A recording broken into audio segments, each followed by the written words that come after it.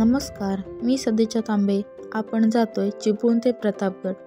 आज आपण भेट देणार आहोत छत्रपती शिवाजी महाराजांच्या शौर्याचे प्रतीक असणारा किल्ले प्रतापगड. तर चला जास्त वेळ न घेता आपण व्हिडिओला सुरुवात करूया. सकाळी 5 वाजता आम्ही मुंबई गोवा महामार्गाने प्रतापगडकडे निघालो. मुंबई गोवा हायवे आता खूप छान बनवला आहे. बाजूने लाईट्स वगैरे लावलेले आहेत. जाताना खूप छान दृश्य होतं.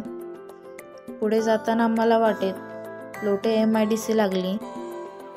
तसंच आम्ही पुढे जाता जाता कशेडी टर्नर क्रॉस केला आणि आम्ही पोलादपूर मार्गे प्रतापगडकडे निघालो.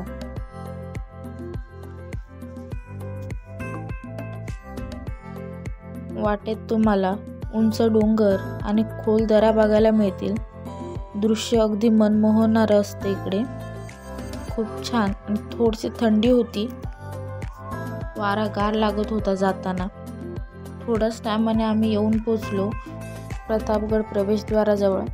किल्ले प्रतापगड इथून 4 किलोमीटरवरती आहे आणि सोबतच इकडे शिवकालीन खेडेगाव आहेत ते 1 किलोमीटरवरती दिलेलं आहे. ते बघू शकता तुम्ही. हे आहे किल्ले प्रतापगड प्रवेशद्वार. गाडीतून येतानाच तुम्हाला झेंडे बुरुज दिसेल. सकाळच इथे पोचल्यावर हे सुंदर असे दृश्य बघायला मिळालं आम्हाला. आता आपण प्रवेशद्वारापासून चालायला सुरुवात करूया. वाटेतच गड चढताना आपल्याला हे सुंदर असं दृश्य बघायला मिळतं. आम्ही आज आलो आहे 8 तारखेला. तर इथे आज शिवप्रताप दिन होता. खूप छान पद्धतीने पूर्ण सजवलेलं होतं. इथे तुम्हाला नकाशा दिसेल. ही काही माहिती इथे दिलेली होती गडाबद्दल. आतमध्येच श्री भवानी आईचं मंदिर आहे. इथे खूप छान रांगोळी काढण्यात आली होती. आतमध्ये प्रवेश करण्यासाठी हा इथे दरवाजा आहे. पूर्ण दगडाने बांधलेलं मंदिर आहे हे. आतमध्ये ही पालखी होती. त्यामध्ये शिवाजी महाराज बसलेले होते. ही आहे खंबीरराव मोहिते यांची तलवार. आणि बाहेर येताच हे छान असं दृश्य होतं. इकडे झेंडे बुरुज आहे. खूप छान दिसायला होते हे दृश्य. तुम्ही बघू शकता. थंडीचे दिवस असल्यामुळे खूप धुकं असं पडलेलं होतं डोंगरांमध्ये. पुढे जाताच तुम्हाला हनुमान मंदिर आणि केदारेश्वर मंदिर आहे. अजूनही या गडावरती वस्ती आहे. लोक राहतात या गडावरती. शिवप्रताप दिन असल्यामुळे खूप मोठा सोहळा होता इकडे.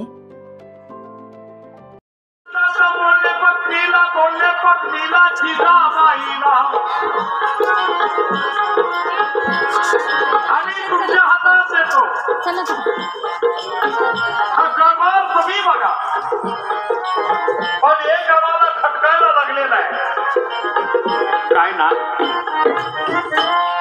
तुमचे वडील आम्हाला कैद करायला निघालेले आहेत. अर्थात आम्हाला आता निरोप आलेला आणि तेही बोबड्याचं साह्य घेऊन. शिवप्रताप दिनानिमित्त इथे शाळकरी मुलांची दिंडी होती आणि काही कार्यक्रम होते. तुम्ही इथे बघू शकता. ढोल पथक पण आहे इथे. खूप मोठ्या उत्साहाने शिवप्रताप सोहळा इकडे पार पडत होता.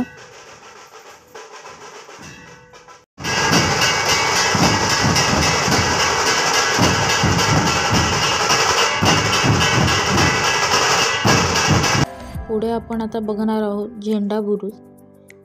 गडाच्या रिनोव्हेशनचं काम चालू असल्यामुळे बाकीचे बुरुज आपल्याला इथे बघता आले नव्हते. तुम्ही इथे बघू शकता. शौर्याचा, प्रतापाचा आणि स्वराज्याचा झेंडा इथे छान असा लहरत आहे.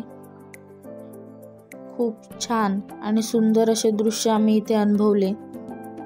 खूप आठवणी यामध्ये आम्ही कॅप्चर केल्या. झेंडे बुरुजावरून दिसणारे हे निसर्ग दृश्य मन मोहून घेत होते. इथला प्रत्येक पर्वत महाराजांच्या शौर्याची गाथा सांगत होता.